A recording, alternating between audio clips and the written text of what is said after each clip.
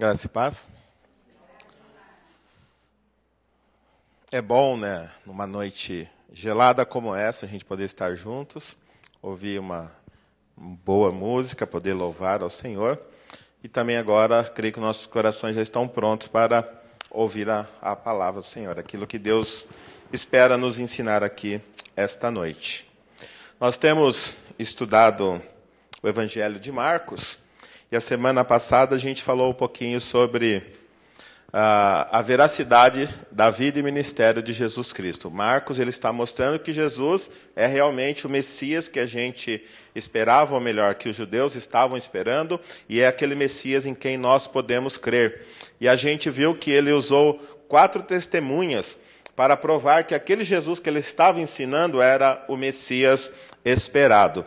A gente viu que a vinda desse Jesus maravilhoso foi anunciada e validada pelo cumprimento das Escrituras. Ele chamou as Escrituras como testemunha. Ele também viu que foi testificado pelo profeta João Batista o nascimento de Jesus, ele precederia Jesus. A gente viu também que foi autenticada pelo Espírito Santo, o Espírito Santo desceu sobre ele ali no batismo, e por fim, quando ele estava sendo batizado, a gente viu que uma voz do céu aprovava ele como o Filho amado. Então, 4 testemunhas que João Batista chamou para provar que aquele Jesus que ele estava pregando era realmente o Messias esperado. Hoje nós vamos prosseguir e nós vamos pensar um pouquinho a respeito da provação que Jesus passou. A vitória sobre a tentação. Nós vamos usar 2 textos, porque Marcos, como a gente estava falando, Marcos ele foi mais sucinto, ele passou rapidamente por esse episódio da vida do Senhor Jesus, ele usou apenas 2 versículos, e a gente viu que Mateus usou 11 versículos, assim como Lucas. Nós vamos então ficar com esses 2 textos. O primeiro em Marcos, nós vamos ler do 11 ao 13, do capítulo 1, e depois a gente vai para o capítulo 4 de Mateus, que nós vamos ler também do 1 ao 11, para que a gente possa pensar um pouquinho sobre como foi a tentação, a estratégia, o que é a tentação, e como o inimigo de nossas almas deseja nos atacar a fim de nos desviar do propósito que Deus tem para as nossas vidas. Então nós vamos pensar um pouquinho sobre esses 2 textos, a fim de que a gente possa sair daqui hoje entendendo, mesmo os filhos de Deus, cheios do Espírito Santo, estão sujeitos às tentações. Mesmo que você tenha acabado de sair da igreja com o coração cheio de graça, cheio de desejo de adorar esse Deus maravilhoso, a tentação está pronta para te derrubar. Então, hoje nós vamos ver que a gente não pode brincar, a gente não pode se distrair. O inimigo das nossas almas não brinca e não tira férias. Vamos ler. Vamos nos pôr de pé, ler Marcos 1, 11 a 13. Eu creio que a gente pode ler Marcos desde o 9 para concluir o pensamento, tá? Marcos 1, do 9 ao 13, diz assim: Naquela ocasião, Jesus veio de Nazaré da Galileia e foi batizado por João no Jordão. Assim que saiu da água, Jesus viu o céu se abrindo e o Espírito descendo como pomba sobre ele. Então veio dos céus uma voz: Tu és o meu filho amado, em ti me agrado. Logo após, o Espírito o impeliu para o deserto. Ali esteve 40 dias, sendo tentado por Satanás. Estava com os animais selvagens, e os anjos o serviam. Vamos agora para Mateus, capítulo 4. Mateus é o livro antes. E nós vamos ler de 1 ao 11.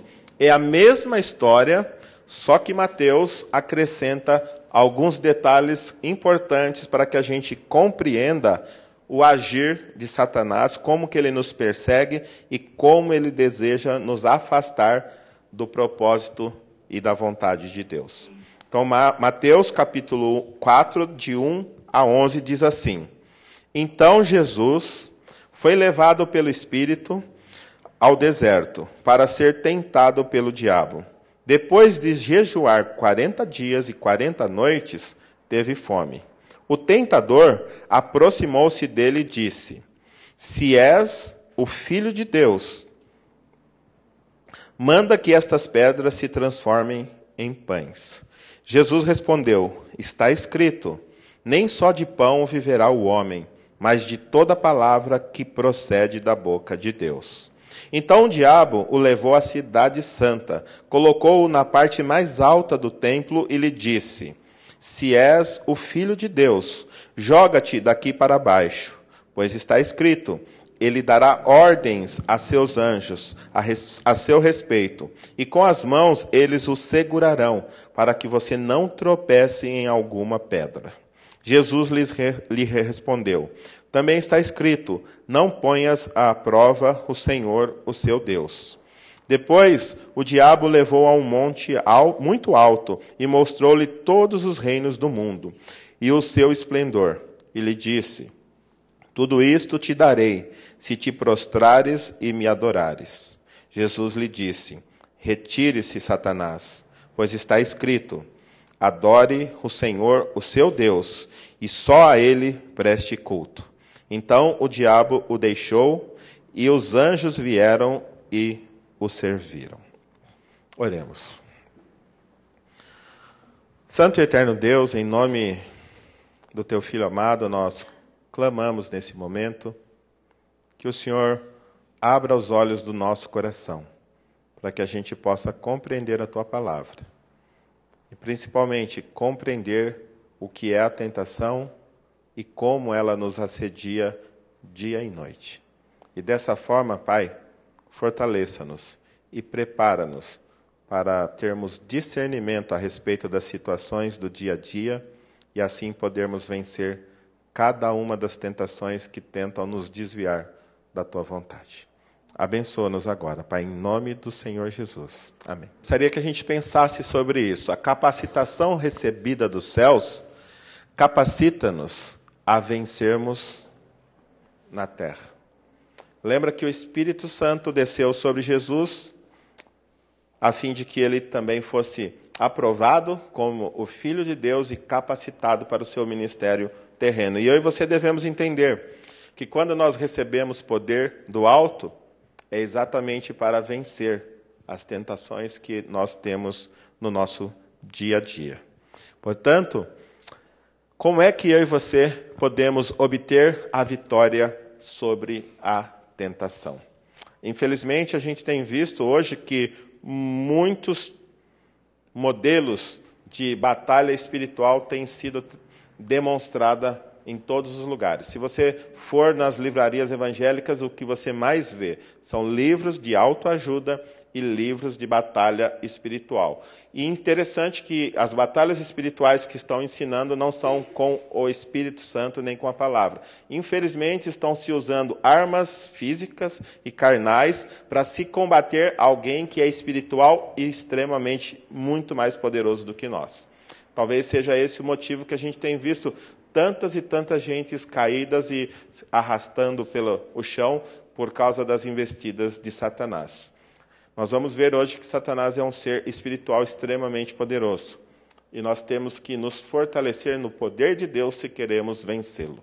As nossas armas humanas, são ineficazes a respeito da nossa luta contra o inimigo. Portanto, como é que eu e você podemos obter vitória sobre a tentação? Primeiro, nós temos que entender o que é a tentação. A maioria das vezes, a gente tem um conceito errado a respeito da tentação e nós falamos que tudo é o diabo. Eu não sou advogado do diabo, mas eu sei que eu preciso defendê-lo. Nem tudo é o diabo. Nosso maior inimigo, às vezes, somos nós mesmos e nós veremos daqui a pouco. A tentação vem do inimigo? Também vem, mas não apenas dele. E isso nós devemos entender se queremos vencer a tentação. Ora, o que vem a ser a tentação? A tentação é algo destinado a testar alguém maliciosamente, pôr à prova seus sentimentos ou julgamentos com astúcia, testar a fé, virtude e caráter de alguém pela incitação ao pecado, instigar ao pecado. A tentação é algo que vem disposto a desviar a nossa mente, desviar o nosso coração, desviar-nos do propósito que Deus tem para a nossa vida. Então, tudo aquilo que se opõe à vontade de Deus para nós é algo que está testando, provando a nossa fé, se nós vamos ou não prosseguir rumo à vontade de Deus, ou se a gente vai fazer aquilo que poderá satisfazer o nosso coração, os nossos desejos, mas infelizmente vai nos desviar da vontade e do propósito que Deus tem para a nossa alma. Entenda, é testar alguém maliciosamente, pôr à prova os nossos sentimentos. Tanto a nossa carne quanto o diabo sabe e conhece muito bem cada um de nós e aquilo que nós passamos quando estamos sendo provados. E é interessante que o inimigo também ele sabe que cada um de nós é provado e é testado numa área. Por exemplo, tem a história de dois amigos que estavam caminhando num shopping, dois amigos que trabalhavam numa cidade, e de repente, na hora do almoço, os dois estavam aproveitando a hora de intervalo e passeando num shopping.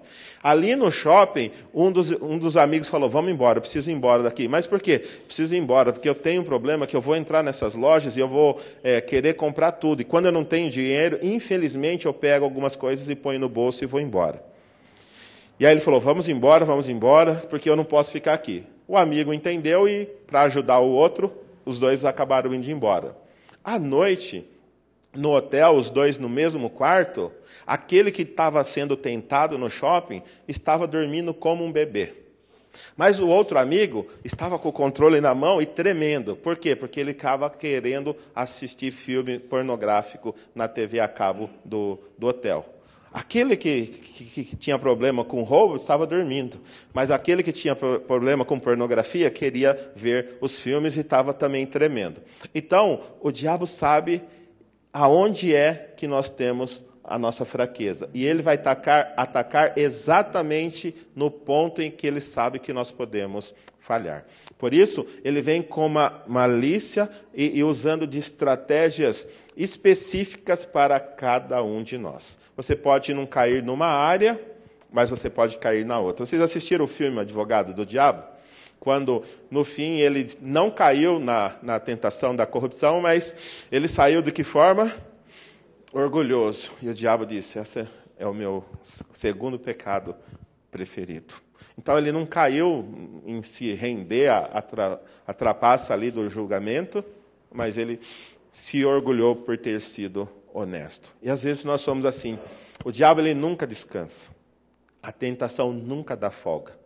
Sempre pega a gente de surpresa.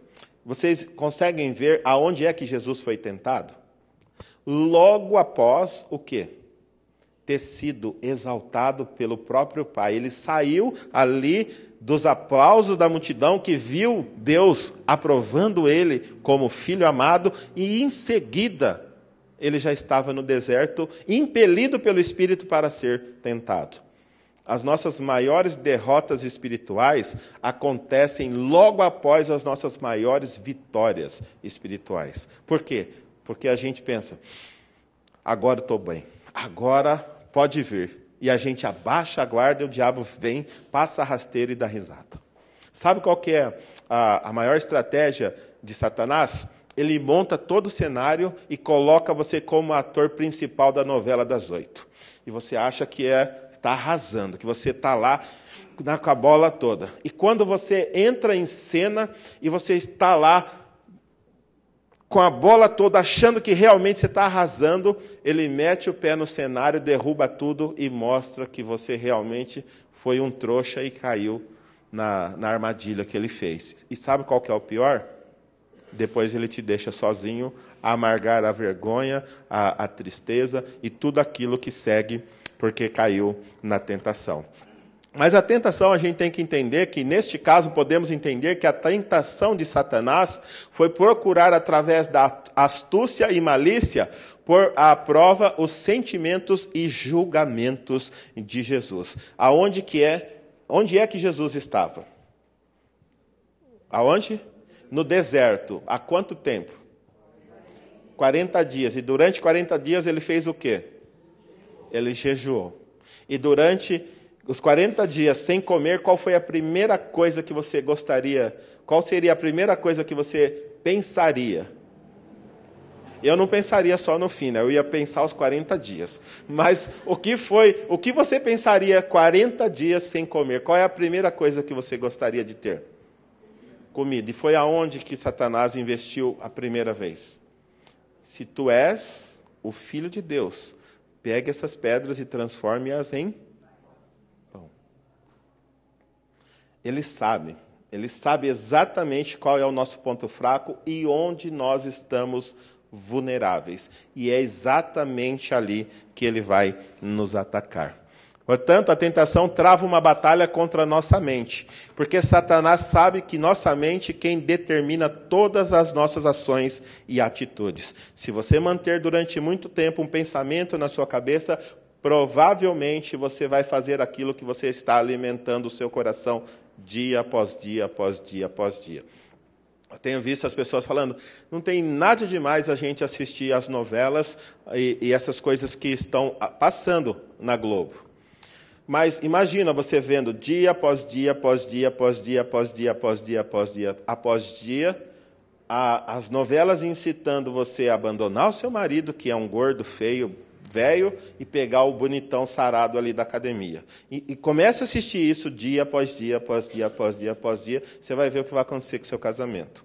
E as mulheres, os homens também, comece dia após dia, após dia, após dias assistindo essas coisas e pensa depois o que vai acontecer quando você olhar para sua esposa lá em casa e você só está acostumado a ver aqueles modelos que a Globo põe como sendo o padrão de mulher perfeita. Parece que não. A gente sempre afirma comigo não acontece, mas acontece. Aquilo que você alimenta muito a sua mente, o seu coração, é aquilo que você vai colocar em prática, porque Tiago diz que primeiro vem o desejo.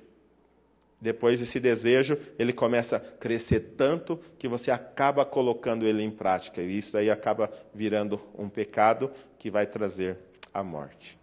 É batata. Alimente muito sua mente com algo que você vai executar esse algo. Uma vez que a nossa mente fica convencida de que algo é a melhor coisa que temos a fazer, não demoramos muito a realizar aquilo que temos em mente. A tentação faz isso. Ela nos seduz com vista a nos desviar das nossas convicções, da nossa fé, da nossa missão, do nosso propósito e principalmente da vontade de Deus. Se você estiver passando uma grande dificuldade, você estiver sofrendo uma grande pressão, fique esperto, porque daquela pressão o diabo vai encontrar uma porta para trazer você até a tentação para que você caia. Tome cuidado.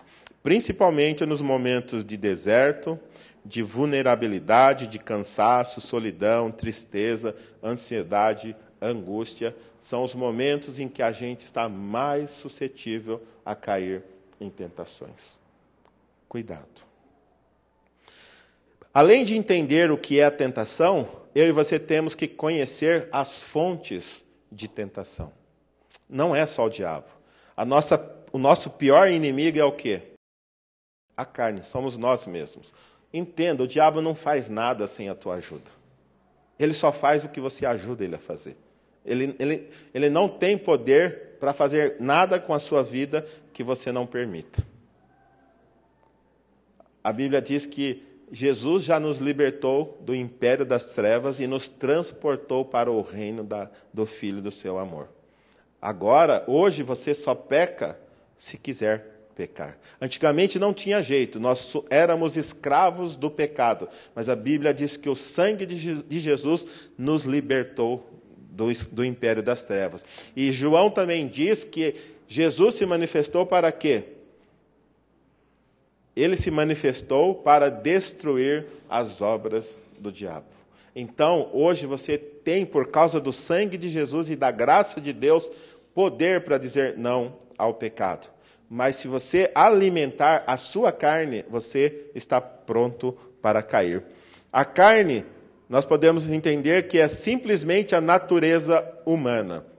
A natureza terrena dos seres humanos separada do que? Da influência divina. E por essa razão inclinada ao pecado e oposta a Deus, a fonte de nossa própria cobiça. Tudo aquilo que nós desejamos, tudo aquilo que nós ansiamos, tudo aquilo que nós lutamos e queremos satisfazer para realizar um desejo e um prazer, na maioria das vezes são as armadilhas que nos levará para a queda. Então, o seu maior inimigo não é Satanás. O seu maior inimigo é você mesmo. Ele não vai fazer nada se você não permitir e não consentir com ele. Lembra de uma história que um rapaz estava querendo vender uma casa e aí o preço era muito barato, mas muito barato mesmo. Aí a pessoa que ia lá comprar, ele falava assim, eu te vendo a casa inteira. Casa, vamos imaginar, valia 1 milhão, ele fala, eu te vendo a casa por R$1.000, mas tem uma condição. Qual? Aquele preguinho ali, ó, é meu. Só o preguinho? O preguinho é meu, eu faço o que eu quiser com ele. Só o preguinho? Só o preguinho. A casa inteira é sua por R$1.000. O cara inocente foi e deu os R$1.000 pro rapaz e comprou a casa. Quando ele passou a morar lá, o cara queria a casa de volta. E ele falou, não posso te dar a casa de volta. Você vendeu, agora é minha. Tá bom, então eu vou usar meu prego. Não, o prego é seu, você pode fazer o que quiser com ele. Nós combinamos, tá bom. Ele foi lá, pegou um cachorro morto e pendurou no prego. Por causa da carniça, o cara acabou cedendo e entregando a casa. Mas o que é esse o exemplo? Se você deixar um preguinho para o diabo na sua vida, ele vai tornar a sua vida uma carniça. Você tem que se livrar de tudo o que o diabo tem preso em você. Você não pode deixar um preguinho para ele, que ele vai transformar a sua vida. O diabo não brinca. Então, o pior inimigo é você mesmo. Se você deixar um preguinho, ele acaba com a sua vida. Segundo, a segunda fonte é o mundo. Ou seja, afazeres mundanos, conjunto das coisas terrenas, totalidade dos bens terrenos, dotes, riquezas, vantagens, prazeres, que apesar de vazios, frágeis e passageiros, provocam desejos, desencaminham de Deus e são obstáculos para a causa de Cristo. Todo o sistema organizado à parte de Deus é o mundo. Qualquer coisa que está ao nosso alcance, que não é dirigido por Deus, é o mundo. E ali é muito claro que diz que a carne desencaminha você. Ou melhor, o mundo desencaminha você. Eu creio que todos nós já ouvimos falar de pessoas que eram crentes fiéis, eram pessoas que estavam ali servindo com alegria e toda a sua vida dedicada ao Senhor. E por causa do mundo, se desviaram e hoje se encontra em bebedeira, em drogas, em prostituição. Se você passa aí na rua, ali no centro, e você conversa com alguns daqueles mendigos, você vai ver que eles sabem cantar hinos do cantor cristão e que eles participaram de EBF, Escola Bíblica de Férias. Eles foram trazidos pelos pais à igreja, mas chegou uma idade que eles seguiram o presente século, seguiram o mundo e se desencaminharam por completo. Você lembra que a Bíblia diz 3 vezes a respeito de Demas. A primeira vez que Paulo fala de Demas, ele fala assim, saúdo, Demas, o meu fiel companheiro, manda saudações a vocês. Primeira vez que Paulo cita Demas. A segunda vez ele fala assim, saúdo vocês, e Demas também.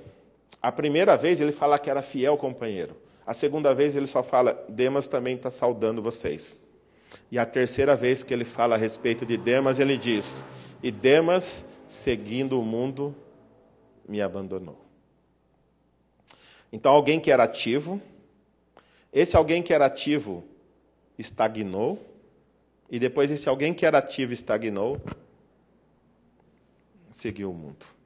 O mundo desencaminha, o mundo nos leva para longe de Deus. E a terceira fonte é o próprio Satanás. Satanás não é um ser mítico e lendário. Hoje, Algumas correntes teológicas dizem que Satanás não existe. Satanás é uma força do mal. Não é um ser pessoal, inteligente e capaz. Não, é uma força. Mas a Bíblia ela mostra claramente que Satanás era o quê? Ele não é uma ideia subjetiva nem uma energia negativa. Ele é um anjo caído. Um ser extremamente maligno, perverso, assassino, ladrão. João 10:10 diz que o diabo vem o quê? Para matar, roubar e destruir. É só isso que ele quer fazer com as nossas vidas. Ainda que ele tenha que te dar o mundo, ele te daria se afastasse a sua alma de Deus. Ele faria isso. E diz também que ele é mentiroso. Ele é o pai da mentira. Ele é o leão que ruge. Ele está ao redor, né, procurando a quem possa tragar. Ele é o destruidor, o Deus desse século, o príncipe da potestade do ar, o espírito que atua nos filhos da desobediência. Às vezes a gente fala assim, quem não está com Deus está com o diabo. Não, tem em cima do muro. Não tem em cima do muro. Ou você está seguindo Deus, ou você está sendo dirigido pelo príncipe desse século. E a Bíblia é bem claro e diz, Satanás quer arrebentar a sua vida, ele quer acabar com a sua vida. Ele quer realmente colocar você no lixo. E muito mais do que isso, ele quer levar o mundo inteiro para o inferno junto com ele. Isso é o que ele deseja fazer com o ser humano, destruir. E a gente não pode brincar com ele, ele não brinca conosco. Ele está realmente derrotado, mas ele quer levar muitos outros derrotados junto com ele. Portanto, quais são as 3 fontes principais? A carne, o mundo e Satanás. Devemos tomar cuidado. Agora, como é que a gente pode obter vitória sobre a tentação? Nós temos que vigiar contra as estratégias de Satanás. Quais são as estratégias de Satanás? Como é que ele tenta nos desviar? Como é que ele quer nos levar para longe da vontade de Deus? Primeiro, ele induz você a duvidar do amor de Deus. Eu ouso a falar que o primeiro proponente da doutrina da prosperidade foi o diabo. Quem começou com essa história de doutrina da prosperidade foi ele. Se você olhar para esse texto e ver o que está se pregando hoje, colocando Deus na parede, que eu não aceito isso, eu rejeito isso, você tem que fazer isso, você tem que fazer aquilo, foi exatamente o que o diabo propôs para Jesus. Vamos olhar qual foi a estratégia de Satanás. Primeiro, induz você a duvidar do amor de Deus. Vocês lembram como é que terminou o verso antes de começar a tentação? Como que terminou o trecho do batismo? Ele falando assim, eis o meu filho amado, em quem me comprazo. O próprio Deus afirmando que Jesus é o filho amado, que ele ama Jesus e que ele tem prazer em Jesus. Satanás chega, você é realmente o filho de Deus? Se é o filho de Deus, por que você está passando tanta dificuldade assim? Por que você está nesse deserto? Se você fosse filho de Deus, você estaria lá no palácio, o seu pai cuidando de você. Você, filho de Deus, passando esse aperto? Filho de Deus não faz isso. Olha os meus filhos, como é que eu cuido bem deles. Olha o meu filho. Vocês lembram o filho, como é que chama? A Paixão de Cristo, do Mel Gibson? Enquanto Jesus estava sendo torturado, que o diabo ficava lá, né, com o filhinho dele, cuidando dele, falando o que para Jesus? Eu cuido dos meus.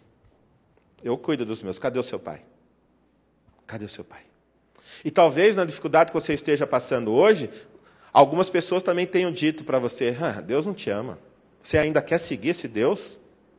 Não, esse Deus não... Se Deus fosse bom, ele não deixaria você na situação que você está. Se Deus fosse quem ele diz ser, você estaria numa situação melhor. Só que a gente tem que ver que Jesus tinha o eco ainda daquela voz lá do céu, ainda estava nos ouvidos dele. 40 dias antes, eis o meu filho amado em quem me comprazo. Jesus era o filho amado. Mas o diabo quer tentar levar você a pensar que Deus não te ama, porque as dificuldades que você está passando é porque Deus te abandonou. A grande dificuldade é que muitas vezes nós damos atenção à voz do diabo e esquecemos aquilo que Deus disse lá do céu. Eis o meu filho amado. Segunda estratégia de Satanás, ele induz você a duvidar da própria provisão de Deus. 40 dias, passando fome. Então, se você é o Filho de Deus, transforma essas pedras em pães. Na verdade, o que Satanás está dizendo? Que eu e você somos incapazes de continuar vivendo sem ter determinadas necessidades supridas. Nós só somos capazes de viver se tivermos isso ou aquilo. E a TV diz, você não pode ficar sem isso. Você não pode viver fora dessa. Venha para esse mundo que a sua vida vai se transformar. Compre tal coisa. E, às vezes, você acaba acreditando que você precisa daquilo, porque sem aquilo a sua vida vai cessar.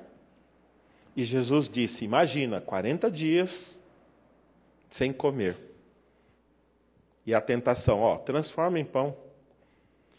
Qual era a única coisa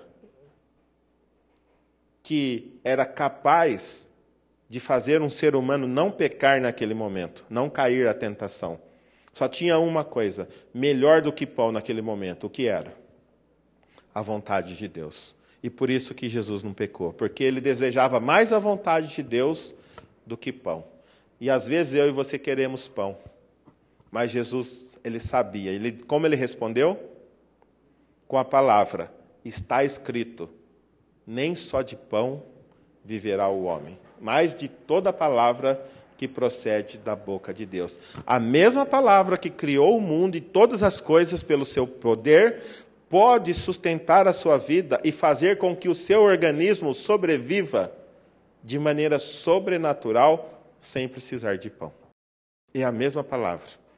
A mesma palavra que criou o universo pode sustentar o teu ser sem precisar de nada de que o mundo diz que você precisa para ser feliz, ou que a sua própria mente acredita, se eu tiver tal coisa, eu vou ser feliz.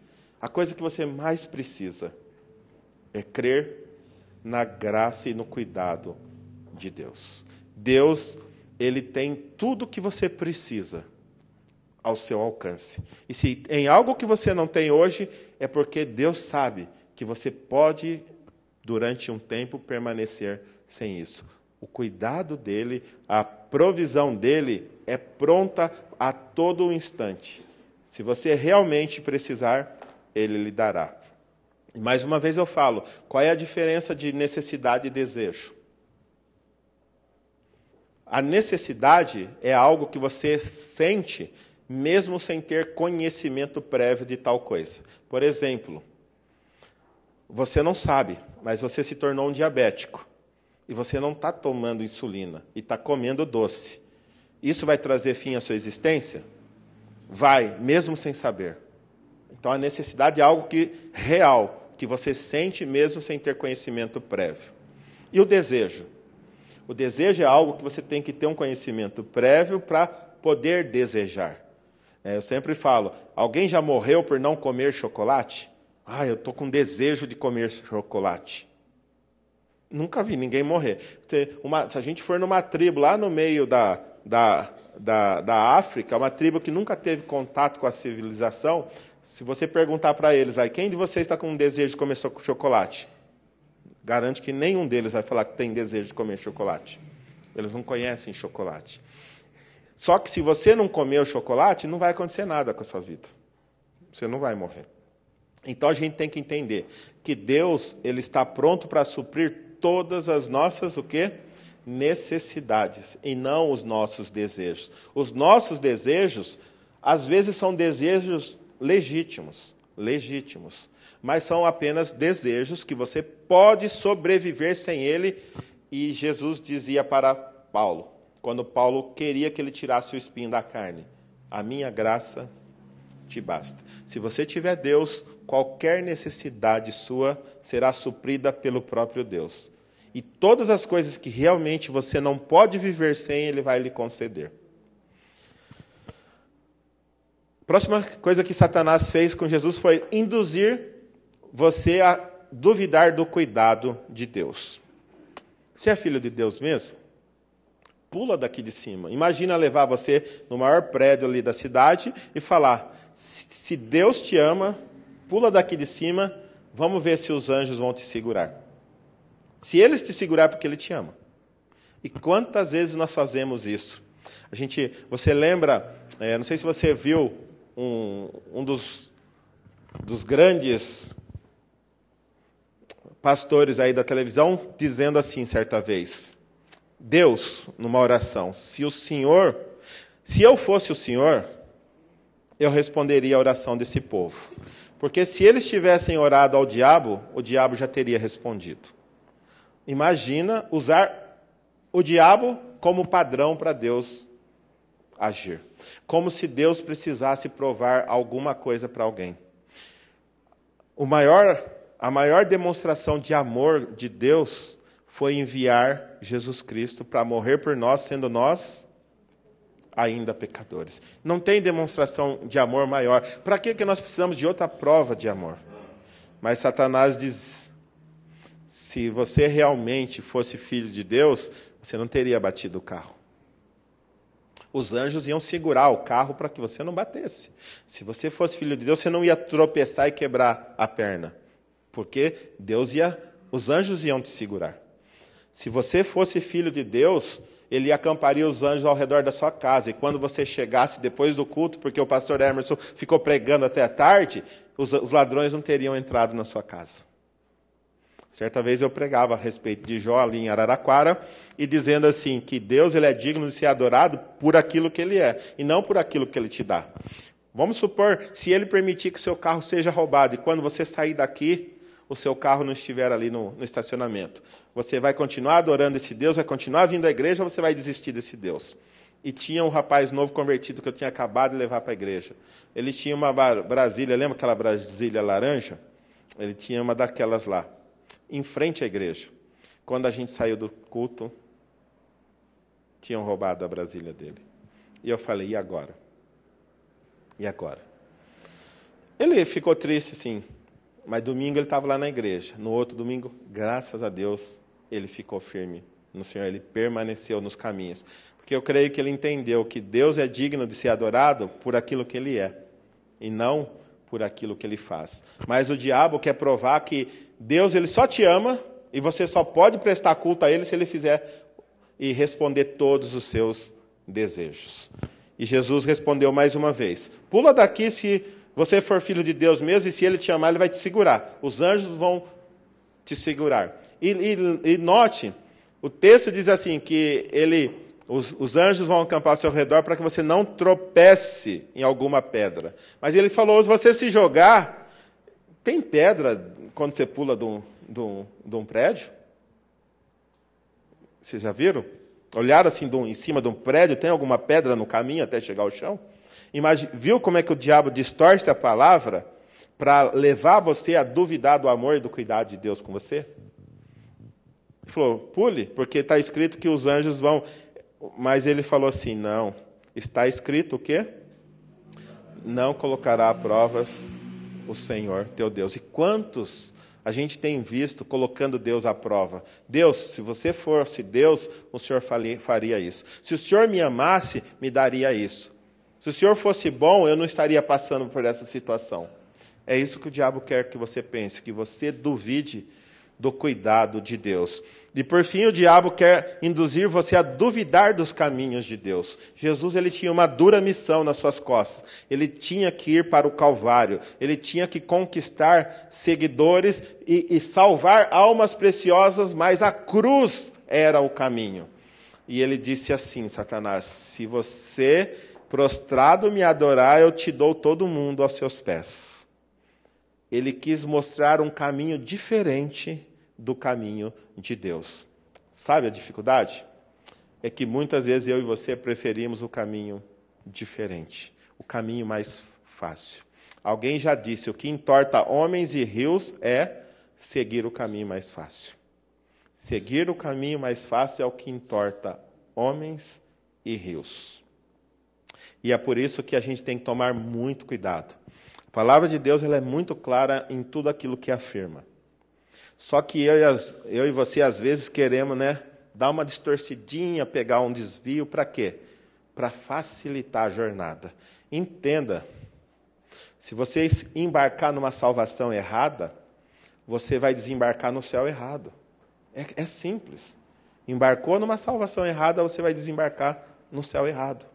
Portanto, não mude, não brinque com aquilo que a palavra de Deus diz. Siga plenamente, do começo ao fim. Não procure atalho, que você poderá ter uma grande surpresa no seu destino final. Se você quer ir para Nova York, compre passagem para Nova York. Não pegue passagem para Paris, porque você vai chegar em Nova York. E se você quer ir para o céu, siga a estrada que Jesus está indicando. A estrada do inimigo desvia você do céu. E o caminho de Deus, com certeza, pode ser cheio de espinho, mas o final é glorioso. O final é um final inigualável, incomparável, extraordinariamente melhor do que qualquer outro caminho que o mundo possa nos oferecer. E por fim, como é que a gente pode obter vitória sobre a tentação? Fazer uso das armas que a graça de Deus concede contra a tentação. Meu querido, ficar indo em sessão de descarrego não funciona. Sabe por quê? Porque você não vai viver lá na sessão de descarrego. Vai terminar a sessão e você vai sair dela. Aí que vai começar a luta. Aqui, meus queridos, nós estamos todos tranquilos, sossegados. Sabe quando vai começar a luta? A hora que a gente parar. Aí vai começar a sua luta interna com o diabo e com o mundo. Aí sim. Mas aqui, se a gente tivesse uma sessão de descarrego, tudo bem. Mas você não vive 24 horas na sessão de descarrego. Você não vive 24 horas. Amuletos, comprar o meu lenço vai ficar com resfriado se você comprar meu lenço. Não vai funcionar. As armas que estão vendendo e dando por aí não funcionam. A gente tem que entender que nós precisamos do quê? Usar as armas que o próprio Senhor está nos proporcionando para que a gente consiga vencer a tentação. E a primeira arma que a gente encontra, a gente tem que entender assim. Vamos primeiro aos Coríntios juntos? Os irmãos podem ler comigo? Não sobreveio a vocês tentação que não fosse comum aos homens. E Deus é fiel. Ele não permitirá que vocês sejam tentados além do que podem suportar. Mas quando forem tentados, Ele mesmo lhe providenciará um escape para que o possam suportar. É um texto maravilhoso que está dizendo, tudo isso que nós estamos sentindo, todas as nossas tentações, elas são comuns. Não pensa que você é a única pessoa do mundo que está passando por tal situação que não é. Se você ler 1 Pedro 5,9, diz que as provações que você está passando estão se cumprindo nos seus irmãos espalhados pelo mundo. Então não pense que aquilo que você está passando é específico seu. Não, é comum. Todos nós passamos, uma hora de uma forma, outra hora de outra forma, mas são comuns aos homens em geral. Mas a grande notícia desse texto é a fidelidade de Deus. A graça de Deus não permite que você seja tentado o quê? Além das vossas forças. Então o texto está dizendo, tudo que chega em você já passou pelo filtro dele. Se já passou pelo filtro dele e chegou em você, é porque ele sabe que você é capaz de suportar aquilo que você está passando. Ele criou você. Ele sabe a sua constituição. Ele sabe do que você é feito. Ele sabe que você é pó. E ele sabe até onde você vai aguentar. E ele está lá com a mão no termostato. Quando está ficando quente demais, ele diminui a temperatura. Quando a pressão está ficando muito grande, ele diminui. Ele sabe até onde você pode chegar. Logo, esse texto afirma o quê? Que toda vez que eu e você caímos, foi por quê? Porque nós decidimos nos entregar à tentação. Porque ela nunca, ela foi demais, ela foi além das minhas forças. Não. Toda vez que eu peco, é porque eu decidi não dar ouvido para o que Deus está dizendo e seguir aquilo que as outras pessoas estão me dizendo, o mundo está me dizendo, a minha carne está dizendo. Sempre é possível resistir. Sempre é possível sair, fugir da tentação. Portanto, quais são as armas? Primeira é o quê? É jejum. Por que Jesus conseguiu resistir? Porque ele estava jejuando. Ele estava ali resistindo. O jejum é uma prática que a gente não tem hoje, né? Dá para ver, né? Então, ainda mais 40 dias.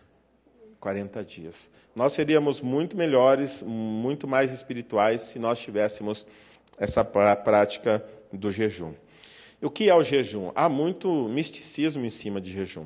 Nós vamos fazer um jejum assim, um jejum daquele jeito, mas quando a gente olha para a Bíblia, o jejum é uma forma de você se desligar do mundo em busca da face de Deus.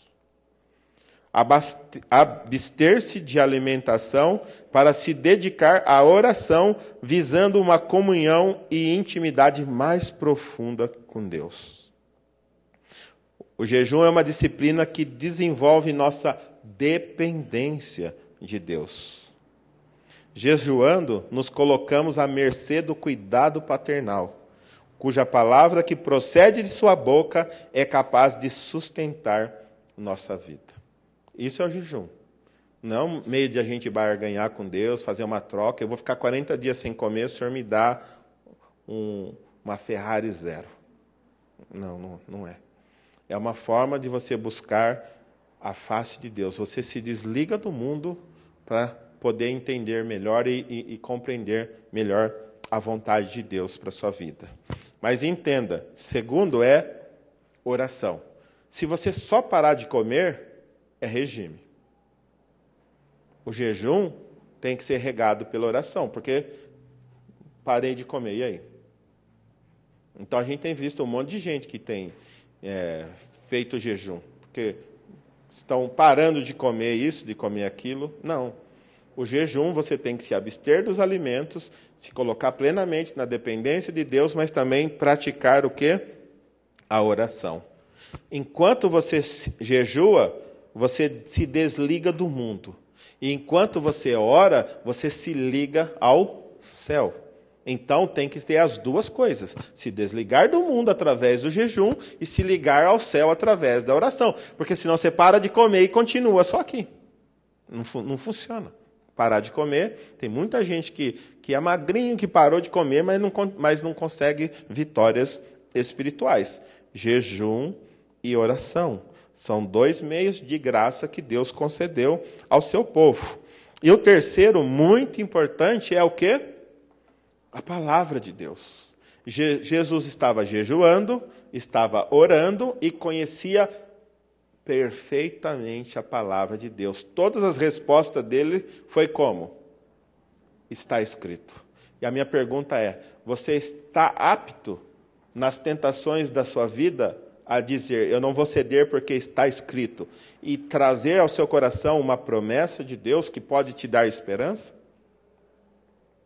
Entenderam a importância da gente ler a Bíblia diariamente e tê-la guardada em nosso coração? Por quê? Porque eu e você, quando tentados, temos que dizer, está escrito. Está escrito. Infelizmente, nós vivemos num analfabetismo teológico, analfabetismo bíblico. O povo de antigamente era chamado de Bíblias. Olha, vem chegando um Bíblia. Por quê? Porque o cara conhecia a Bíblia, ele carregava a Bíblia, ele amava a Bíblia. Hoje, o que tem acontecido? A gente não conhece.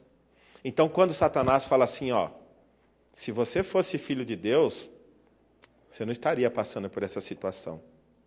Aí você vai começar a negociar mesmo, né, Satanás? Deus fala tanto que me ama e me deixa nessa pindaíba. Se ele me amasse mesmo, aí você começa a ceder. Por quê? Porque você não tem a sua alma ancorada na palavra de Deus, para quando o inimigo vir sussurrar no seu ouvido, você dizer, sai, Satanás, está escrito. jamais te deixarei, nunca te abandonarei. Se você tem uma promessa dessa, você já faz Satanás se afastar. Mas quando você não tem, o que acontece? Você fica na dúvida, será que Deus me ama mesmo? E a Bíblia diz, a fé vem por onde? Ouvir e ouvir a palavra de Deus. De outra forma, a sua fé vai desmoronar quando o diabo chegar. E por fim, o outro meio de graça que Deus nos concede para resistir à tentação é o quê? O Espírito Santo. Lembra, antes de ir para o deserto, quem desceu sobre Jesus? E quem levou ele para o deserto? Ele estava no centro da vontade de Deus. Mesmo assim tentado. E a gente tem que entender, não é porque a gente está cheio do Espírito que nós não seremos tentados. Talvez o fato de você estar cheio do Espírito é que vai levar você à tentação. Mas somente uma pessoa cheia do Espírito pode resistir à tentação. Portanto, os 4 meios de graça que Deus nos concede: jejum, oração, palavra de Deus e o Espírito Santo. Por que eu escolho a sessão de descarrego? Sabe por quê? Porque aí eu transfiro a responsabilidade das minhas ações e atitudes para quem está dirigindo o culto. Aí eu não preciso ler a Bíblia, eu não preciso orar, eu não preciso jejuar e não preciso me manter cheio do Espírito. É só vir aqui, o pastor Emerson faz uma oração forte, manda o capeta embora e eu saio daqui sem responsabilidade alguma. Não. Se você quer vitória sobre a tentação, a responsabilidade é de quem? É sua. Deus já deu os meios para você. Jejum, oração, palavra de Deus e uma vida cheia do Espírito. De outra forma, você pode sair daqui da sessão de descarrego e o diabo vai te carregar ali passando da porta, ele vai te carregar de novo. Depende de cada um de nós. Nós temos que lutar, nós temos que nos esforçar, nós temos que ter disciplina espiritual, ler a Bíblia diariamente, orar diariamente, viver uma vida cheia do Espírito, praticar sim o jejum. Praticar sim o jejum. Hoje se pratica um jejum meio diferente. Um jejum tipo assim, eu não vou tomar Coca-Cola.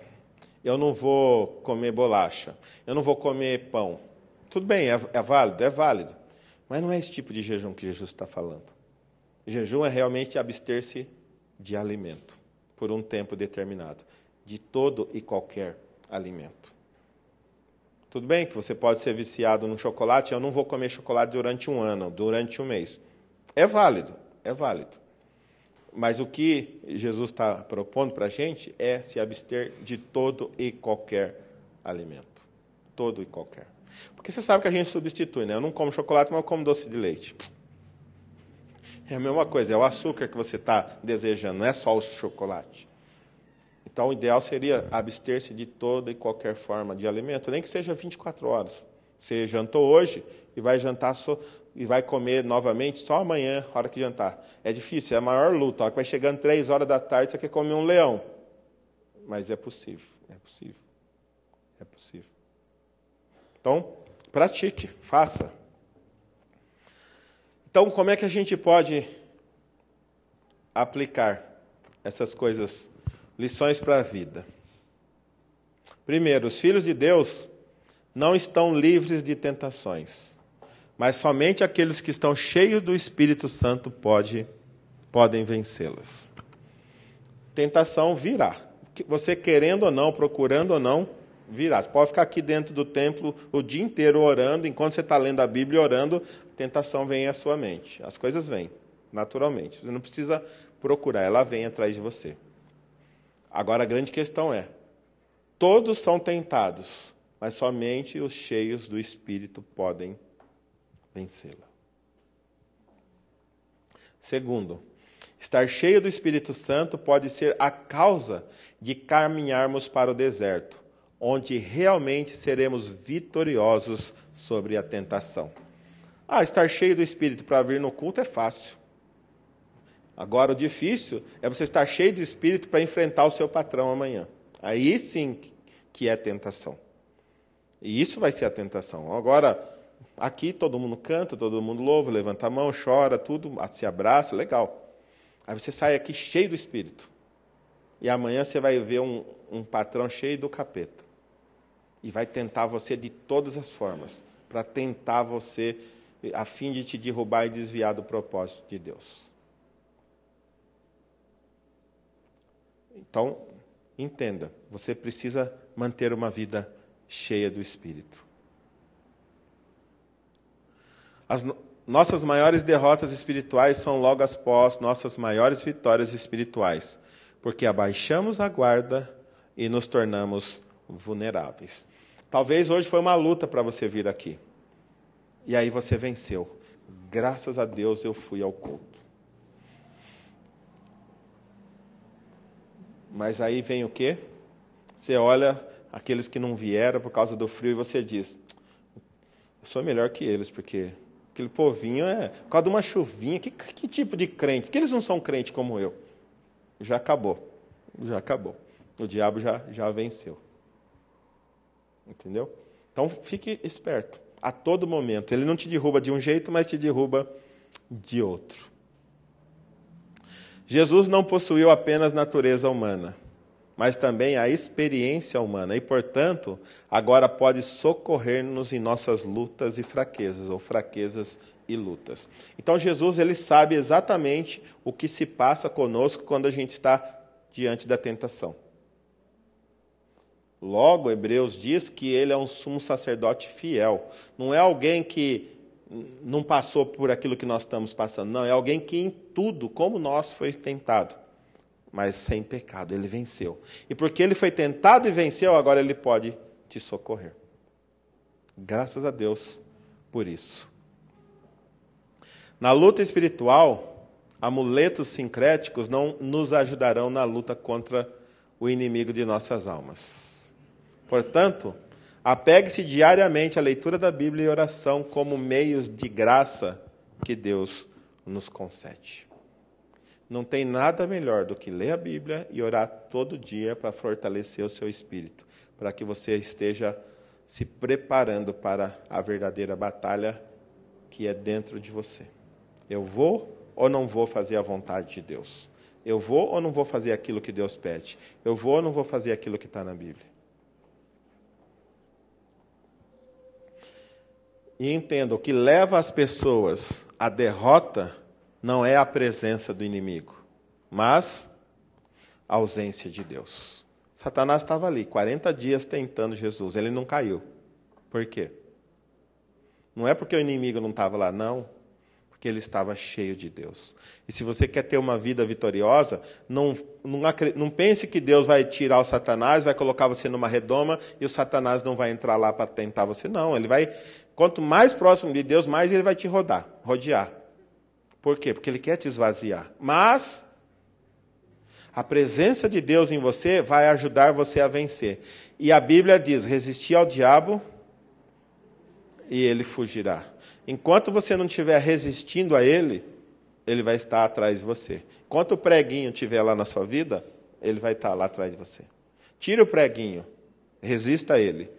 E aí ele vai fugir. Mas enquanto você está dando bola para ele, ele vai continuar atrás de você. Ele vai querer namorar com você. Você está dando bola. Mas quando você não der mais bola e arrancar o prego, ele também vai saber que não tem mais nada com você. Se ele não tem mais nada com você, ele não vai perder tempo com você. Mas enquanto ele vê que tem esperança, ele vai atrás de você. Por fim, quando estamos no meio de uma tentação extrema, a única coisa que pode nos levar a evitá-la é o desejo de agradar a Deus.